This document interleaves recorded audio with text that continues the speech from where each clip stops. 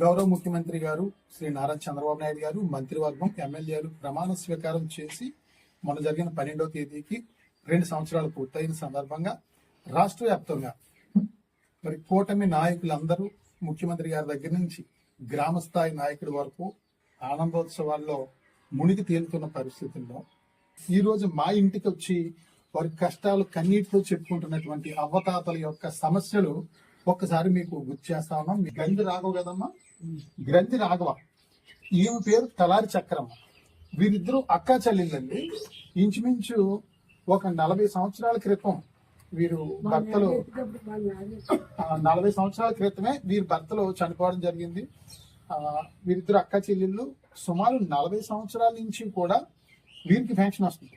50 రూపాయల నుంచి పెన్షన్ వస్తుంది. తర్వాత 75 అయింది, తర్వాత 200 రూపాయలు అయింది, తర్వాత 500 అయింది, తర్వాత అలా పెరుగుతూ 4000 వరకు వచ్చింది. అలా చక్రమ్మ గారికి 4000 పెన్షన్ వస్తుంది. రాఘవ్ గారికి పెన్షన్ రావట్లేదు. గత 3 సంవత్సరాల నుంచి పెన్షన్ రావట్లేదు. రాఘవ్ గారు ఏంటి పెన్షన్ రావట్లేదు అని చెప్పేసి అంటే, వీళ్ళిద్దరూ ఒకే రేషన్ కార్డులో ఉన్నారు. ఒకే రేషన్ కార్డులో ఉండడం వల్ల మీరు పెన్షన్ తీసేసామని చెప్పేసి రాఘవ్ గారు పెన్షన్ తీశారు. ఎన్నికల్లో సైకిల్ గుర్తుకు ఓటేయండి, తప్పనిసరిగా మీకు పెన్షన్ వచ్చేలాగా మేం చేస్తాం అని వీరు ఆధార్ కార్డులు ఇవన్నీ కూడా ఈ నాయకులు, ఈ టీడీపీ కార్యకర్తలు తీసుకొచ్చిన సెల్ నెంబర్లో వీరి ఆధార్ కార్డులు ఎక్కించి మీకు వెంటనే మీకు ఆల్రెడీ శాంక్షన్ అయిపోయింది పెన్షన్. మీకు చంద్రబాబు నాయుడు గారు తెలుగుదేశం పార్టీ గెలిచిన వెంటనే పెన్షన్ వచ్చేది అని 2 సంవత్సరాల క్రితం జరిగిన ఎన్నికల్లో వీరికి వాగ్దానం చేయడం జరిగింది. అటువంటిది వీళ్ళిద్దరు ఓటు మీకు కావాలి. ఈమె పెన్షన్ ఆగిపోయిందని చెప్పేసి ఈ మామగారు బాధ అంతా చెప్తే, లేదు నీకు పెన్షన్ వచ్చేద్దామా, నీకు ఓటీపీ వస్తుంది నీ సెల్ నెంబర్కి, లేకపోతే మీ సెల్ నెంబర్ వీళ్ళు వాడడం రాదు, వీళ్ళ మనోడి సెల్ నెంబర్కి ఓటీపీ వస్తుందని చెప్పేసి ఓటీపీ చూపించడం, మీకు పెన్షన్ వచ్చేస్తుందని చెప్పేసి మాయ మాటలు చెప్పి ఇద్దరికి కూడా కళ్ళు సరిగ్గా కనిపించండి. తెలుగుదేశం పార్టీ నాయకులు తీసుకెళ్లి అమ్మ ఇలా సైకిల్ గుర్తుకు ఓటేయని చెప్పేసి సైకిల్ గుర్తు మీద ఓటు వేయించుకున్న పరిస్థితి. అంటే వీళ్ళకి చూపు ఆంది. ఇద్దరికి కూడా దగ్గర ఈమెకి 90 సంవత్సరాలు, ఈమెకి 85 సంవత్సరాలు అండి. ఇద్దరికి కళ్ళు అనవు. అటువంటిది 2 సంవత్సరాల నుంచి పంచాయతీ ఆఫీసుల చుట్టూ, ఎంపీడీ ఆఫీసుల చుట్టూ, తెలుగుదేశం పార్టీ నాయకుల చుట్టూ కాళ్ళు అరిగేలాగా తిరుగుతా ఉన్నారు. మీకు గుర్తు చేస్తా ఉన్నారు మీ యొక్క హామీలు, మీరు చేసిన మోసాలు. ఒక పెన్షన్ ఇస్తున్నారు, ఒక పెన్షన్కి ఇద్దరు ఎలా సరిపోతే 4000కి ఇద్దరికి మందులు, బీపీ షుగర్లు మందులు, కాలు నొప్పులు, అదే రకంగా ఓ పూట తిని ఓ పూట తిన్న పరిస్థితి. ఇదా ప్రజా పరిపాలన అంటే? ఒక పూట కడుపు నిండా తిని రెండో పూట పస్తులుండడమా కూటమి ప్రభుత్వం లక్ష్యం అని చెప్పేసి అడుగుతా ఉన్నాం. అంటే మీకు ఓట్లు ఇద్దరే కావాలి అంటే పెన్షన్ ఒకటే ఇస్తున్నారు కదా, ఒక ఓటు సరిపోదు, 2 ఓట్లు కావాలి. ఇద్దరిని తీసుకెళ్లి జాగ్రత్తగా ఓటు వేయించుకున్నారు. ఇప్పుడు మళ్ళీ 2 సంవత్సరాలు అయినా సరే మీకు గుర్తు రాలేదు ఆ రోజు మీరు చేసిన వాగ్దానాలు, మాటలు. మడగల నూకరత్నం అండి ఈ అమ్మ, మడగల నూకరత్నం. ఈమె భర్త మడగల సత్యనారాయణ. అప్పుడు వైఎస్ఆర్ కాంగ్రెస్ పార్టీ ప్రభుత్వంలో ఈమె భర్తకి పెన్షన్ ఇచ్చేవారు. పెన్షన్ చాలా కాలం తీసుకున్నాడు. తీసుకున్న తర్వాత గత 3 సంవత్సరాల క్రితం భర్త చనిపోయాడు. భర్త చనిపోతే స్పౌజ్ పెన్షన్ అంటాం కదా, అంటే భర్త చనిపోతే వెంటనే భార్యకి పెన్షన్ ఇచ్చేస్తారు, 1 నెలలో పెన్షన్ ఇస్తారు. అటువంటిది గతంలో పెన్షన్ రాకపోతే ఎన్నికల్లో అమ్మ నూకరత్నం గారు మీరు సైకిల్ గుర్తు ఓటేయండి, తప్పకుండా మీకు పెన్షన్ వచ్చే నెలలో వచ్చేస్తుంది అని ఈ నూకరత్నం గారు నమ్మించి సైకిల్ గుర్తు ఓటేయించుకుని గద్దెనెక్కడం జరిగింది. దగ్గర 2 సంవత్సరాలు అవుతుందండి. ఇచ్చే పథకం కూడా పూర్తి స్థాయిలో ఇవ్వని దౌర్భాగ్య పరిస్థితి. మరి ఈ భర్త పెన్షన్ తీసుకునేవాడు, ఈమెకి స్పౌస్ పెన్షన్ రావాలి కదా, ఇప్పుడు లేదండి. 2 సంవత్సరాలు పైన అవుతా ఉంది. అంటే ఈ 2 సంవత్సరాల నుంచి 96,000 రూపాయలు ఈమెకి కూటమి ప్రభుత్వం బకాయి ఉంది. ఈ గ్రంథి రాఘవ్ గారికి 2 సంవత్సరాల నుంచి కూటమి ప్రభుత్వం 96,000 రూపాయలు బకాయి ఉంది కూటమి ప్రభుత్వం. అంటే ఈ బకాయిలన్నీ మీకు గుర్తు చేస్తా ఉన్నాం. అంటే ఆ రోజు ఓట్లు మీకు కావాల్సినప్పుడు అమ్మ నవరత్న గారు సైకిల్ కొట్టేయండి, నీకు ఇదిగో నీ సెల్కి ఓటీపీ వచ్చింది చూడు, గెలిచినంటే మీకు పెన్షన్, తర్వాత నెలే పెన్షన్ అని ఎన్నో మాయ మాటలు చేసి ప్రజల్ని మోసం చేసి ప్రజల అమాయకత్వాన్ని మీరు ఓటు రూపంలో పొంది గెలుపొంది ఈ రోజు విజయోత్సవ మహాసభలో మీరు జరుపుకుంటా ఉన్నారు. ఇటువంటి వాళ్ళు ఇక్కడే కాదు, ప్రతి గ్రామంలో ఉన్నారు. వాళ్ళ కన్నీటి బాధ మీకు కనిపించట్లేదు. అదే రకంగా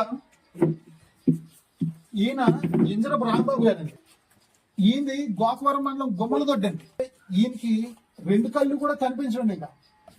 ఇతనికి 100% వికలాంగ సర్టిఫికెట్ ఉంది. గుమ్మలదొడ్డి గ్రామంలో ఓటు ఉంది, ఆధార్ కార్డు ఉంది, అన్నీ ఉన్నాయి. పెన్షన్ కోసం అక్కడ గుమ్మలదొడ్డి గోకారం మండలం గుమ్మలదొడ్డి గ్రామంలో పంచాయతీ ఆఫీస్ చుట్టూ అక్కడ ఉన్న నాయకుల చుట్టూ కాళ్ళు ఎరిగేలా తిరగడమే పాపం కనిపించదు. ఎవరినో ఒకరిని ఆఫీస్కి తీసుకెళ్లి పంచాయతీ ఆఫీస్కి అంటే తీసుకెళ్దాం.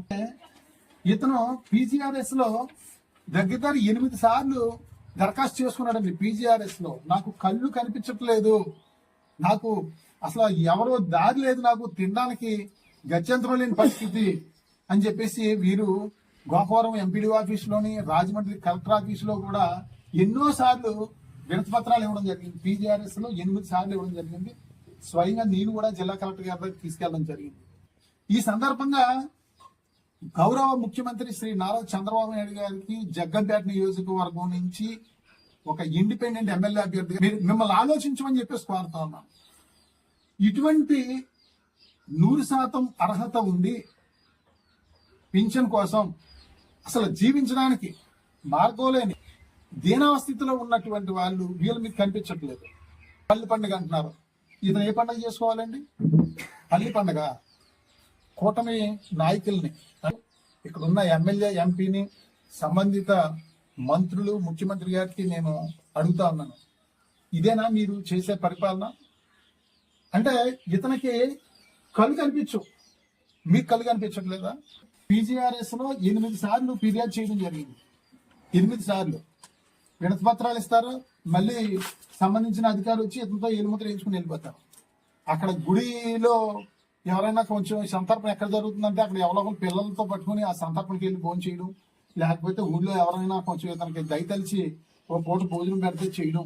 అర్హత ఉండి ఇతనికి రావాల్సిన పెన్షన్ రాకపోవడం వల్ల ఎవరు అన్నం పెడతారు, ఎవరు నాకు కడుపు నింపుతారని చూసే దౌర్భాగ్య పరిస్థితుల్లో కూటమి పరిపాలన ఉందంటే సిగ్గుపడాలని చెప్పి తెలియజేస్తా ఉన్నాను.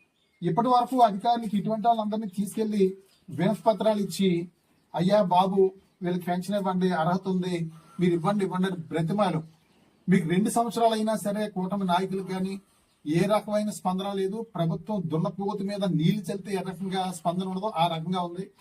కాబట్టి ఇప్పుడు ఇక నుంచి మేము చేసే కార్యక్రమం పోరాటమే ఉంటుంది. ఎవరైతే కష్టాల్లో సమస్యల్లో ఉన్నారో, ఎవరైతే బాధల్లో ఉన్నారో, ఎవరైతే వాళ్ళు కన్నీటి ఆవేదంతో ఉన్నారో వాళ్ళ గలం వినిపిస్తాం, పోరాటం చేస్తాం. బ్రతిమాలే పని ఉండదు. ప్రతి ఆఫీస్కి వెళ్ళి వీరికి రావాల్సిన ప్రభుత్వ పథకాలు తప్పనిసరిగా వచ్చే విధంగా పోరాటం చేస్తామని చెప్పి తెలియజేస్తూ, ఇప్పటికైనా సరే ఇటువంటి వాళ్ళు ఎంతమంది ఉన్నారు జగ్గంపేట నియోజకవర్గంలో అవ్వచ్చు, రాష్ట్ర వ్యాప్తంగా అవ్వచ్చు, పెన్షన్ లేని వాళ్ళు, స్పౌస్ పెన్షన్లు ఎంతమంది ఉన్నారు, వికలాంగ్ పెన్షన్లు ఎంతమందికి రావాలి, అదే రకంగా భర్త చనిపోయిన వాళ్ళు, వయసులో ఉండి భర్త చనిపోయి అసలు పిల్లల్ని ఏ రకంగా పెంచుకోవాలో దారి లేక ఒక పూట తిని ఒక పూట తినకుండా ఉన్న అక్క చెల్లెమ్మలు ఎంతో మంది బాధపడతా ఉన్నారు. అటువంటి వాళ్ళకి పెన్షన్ లేదు. ఇంకా 50 సంవత్సరాలకు పెన్షన్ అన్నారు, ఇప్పటికి ఇంకా అతి లేదు. డిగ్రీ చదువుకున్న ప్రతి ఒక్కరికి నెలకు 3,000 అన్నారు, అది లేదు. అదే రకంగా నెలకు 1,500 అన్నారు మహిళా తల్లికి, అక్క చెల్లెమ్మలందరికీ, అది లేదు. ఏ పథకం మీరు పూర్తి స్థాయిలో నిర్వహించారని చెప్పేసి మీరు పండగలు చేసుకుంటా ఉన్నారని చెప్పేసి కూటమి నాయకులను ప్రశ్నిస్తా ఉన్నాం. తప్పనిసరిగా వీళ్ళందరూ కూడా న్యాయం చేయాలని చెప్పేసి విజ్ఞప్తి చేస్తా ఉన్నాం.